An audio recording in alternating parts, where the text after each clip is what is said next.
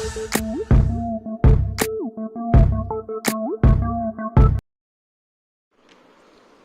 दोस्तों, आपका स्वागत है हमारे चैनल इजी स्टडी में। आज हम लोग इलेक्ट्रिक फील्ड के बारे में पढ़ेंगे और साथ ही साथ इलेक्ट्रिक फील्ड की इंटेंसिटी के बारे में भी चर्चा करेंगे। तो आपने इससे पहले चार्ज के बारे में काफ़ी कुछ पढ़ रखा है। इसमें आपको पता है कि पॉजिटिव चार्ज से लाइंस बाहर की ओर निकलती है।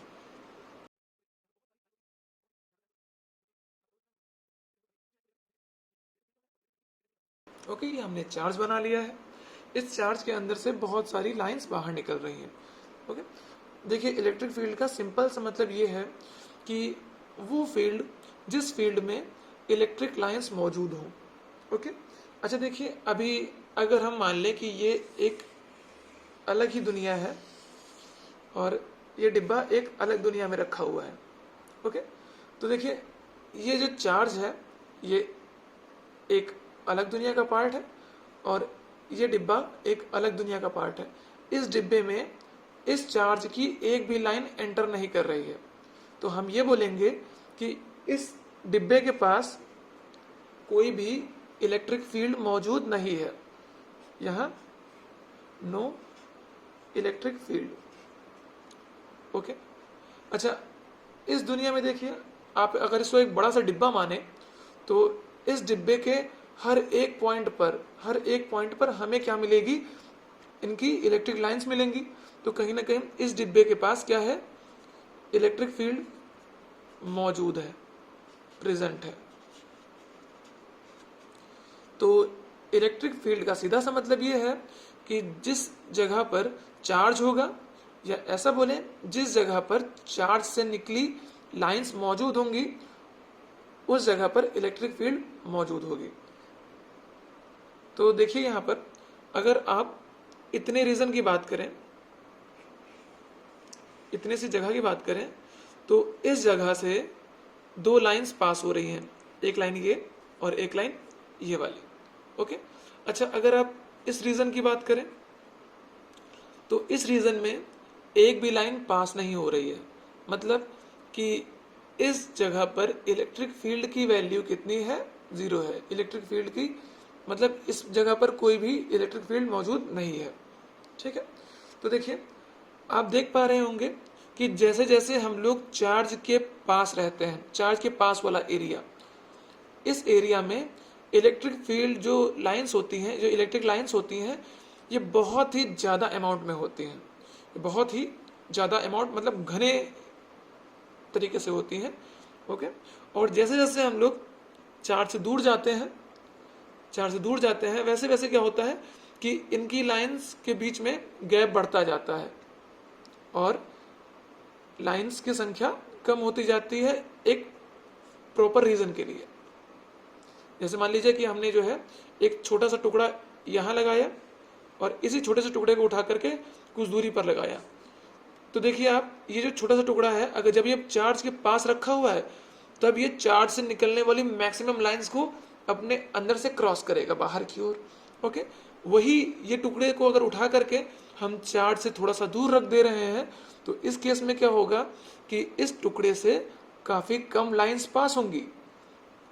ठीक है, तो हम लोग ऐसा बोल सकते हैं कि इस टुकड़े के अंदर से बहुत सारी इलेक्ट्रिक लाइंस पास हो रही हैं, मतलब कि इस टुकड़े के जो इर्द गिर्द इलेक्ट्रिक फील्ड की इंटेंसिटी या इलेक्ट्रिक फील्ड की ताकत बहुत ज़्यादा है और इस टुकड़े के इर्द गिर्द इलेक्ट्रिक फील्ड की इंटेंसिटी काफ़ी कम है। क्यों? क्योंकि ये चार्ज से काफ़ी दूर रखा हुआ है।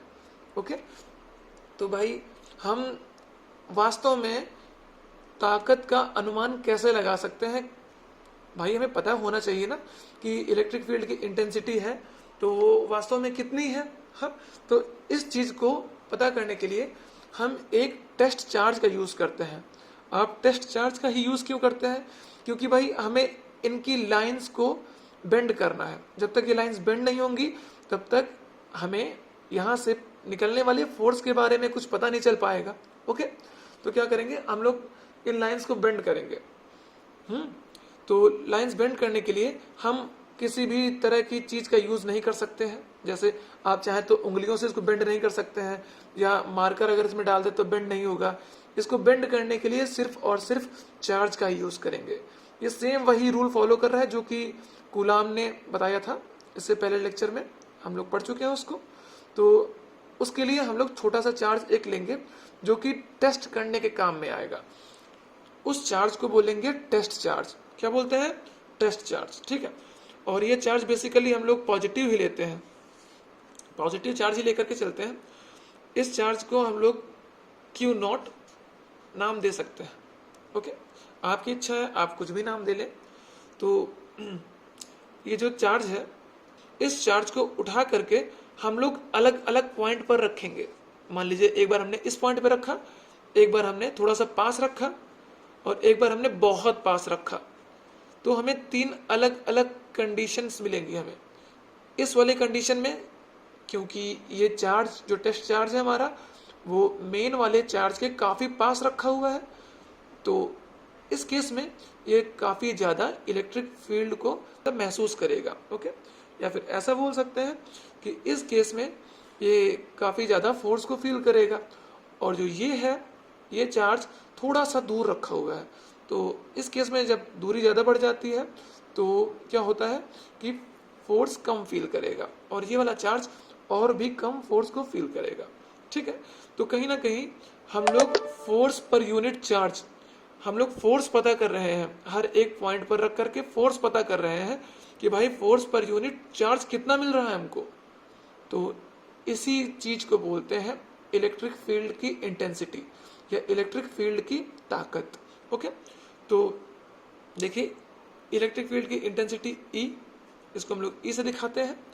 ये हो जाएगी फोर्स भाई ताकत पर Q नॉट, मतलब कि ताकत कितनी लग रही है इस Q नॉट चार्ज पर, टेस्ट चार्ज पर। अगर ताकत ज्यादा लग रही है Q नॉट चार्ज पर तो इलेक्ट्रिक फील्ड ज्यादा है, अगर ताकत कम लग रही है Q नॉट चार्ज पर तो इलेक्ट्रिक फील्ड भी कम है। जैसे इस केस में आप देखेंगे तो भाई ये चार्ज Q नॉट है, हमारा टेस्ट चार्ज है, तो इस केस में हमारा जो चार्ज है वो इस चार्ज से काफी दूर रखा हुआ है, तो ये काफी कम फोर्स को फील कर पा रहा है। तो क्या होगा कि हम बोल सकते हैं कि इस टाइम इस जगह पर इलेक्ट्रिक फील्ड की इंटेंसिटी काफी कम है। और इस पॉइंट पर ये भी हमारा टेस्ट चार्ज है, हमने एक अलग कंडीशन लेकर के इस चार्ज को यहाँ रखा हुआ है। तो इस कंडीशन के अकॉर्डिंग हम बोल सकते हैं कि ये इस जगह पर थोड़ी सी ज्यादा इलेक्ट्रिक फील्ड है। और जो ये सबसे पास वाला केस है, ये जो सबसे पास हमने Q नॉट चार्ज को रखा हुआ है, इस केस में हमारी बहुत ही ज्यादा इस चार्ज को फोर्स फील होगा। और इसी के साथ हम लोग ये बोल सकते हैं कि इस पॉइंट पर काफी ज्यादा अमाउंट में इलेक्ट्रिक फील्ड मौजूद है। हाँ, या फिर इस पॉइंट पर इलेक्ट्रिक फील्ड की इंटेंसिटी बहुत ही ज्यादा है। तो यहाँ पर इलेक्ट्रिक फील्ड की इंटेंसिटी जो होती है E is equal to F upon Q naught होती है। ठीक है, तो चलिए हम लोग इसको मार्क करते हैं, एंड इससे हम लोग एक जनरल सा फॉर्मूला डेरिवेट करते हैं। तो देखिए यहाँ पर E is equal to F upon Q naught. ठीक है, अच्छा अब देखिए यहाँ पर ये भी चार्ज है, और ये चार्ज हम लोग ले रहे हैं टेस्ट करने के लिए, ये भी एक चार्ज है अपने आप में। तो भाई कहीं ना कहीं इन दोनों चार्ज के बीच में फोर्स लग रहा है। हाँ, तो हम लोग इस चार्ज का भी कुछ नाम मान लेते हैं। मान लीजिए इस चार्ज का नाम दे दिया हमने Q।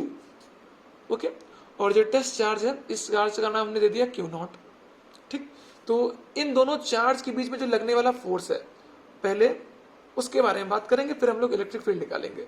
तो इन दोनों चार्ज के बीच लगने वाला जो फोर्स होगा, मान लीजिए इनकी डिस्टेंस कुछ है r डिस्टेंस है, तो जो फोर्स होगा F वो होगा 1/4 पाई एप्सिलॉन नॉट Q। ये Q ये वाला चार्ज है, और ये वाला चार्ज क्या है Q not, Q not upon R square. Okay, ये तो हमारा F आ गया। अब भाई हमें पता है कि इलेक्ट्रिक फील्ड क्या होती है, फोर्स पर टेस्ट चार्ज। हाँ, तो हम लोग फोर्स निकाल चुके हैं इस कंडीशन के लिए। और इसी कंडीशन में टेस्ट चार्ज भी हमारा रखा हुआ है।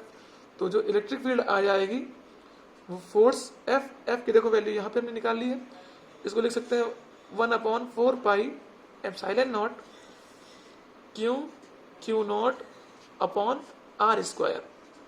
ओके, ये तो एफ हो गया जाके, और अपॉन क्यू नॉट। तो देखिए यहाँ पर क्यू नॉट से क्यू नॉट कैंसिल, तो यहाँ पर इलेक्ट्रिक फील्ड जो होगा वो 1/4 pi epsilon naught Q upon R square बचेगा।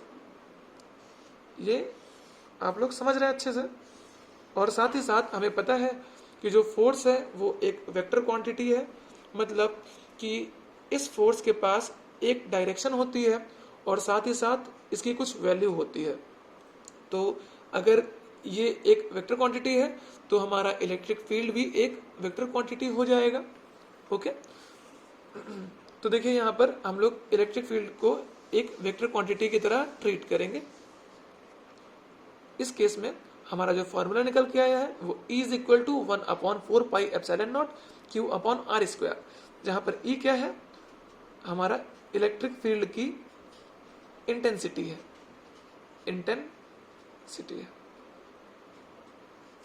ओके, अच्छा देखिए, अब हम लोग यहाँ पर चाहें तो परावैद्युतांक वाला टर्म भी ऐड कर सकते हैं।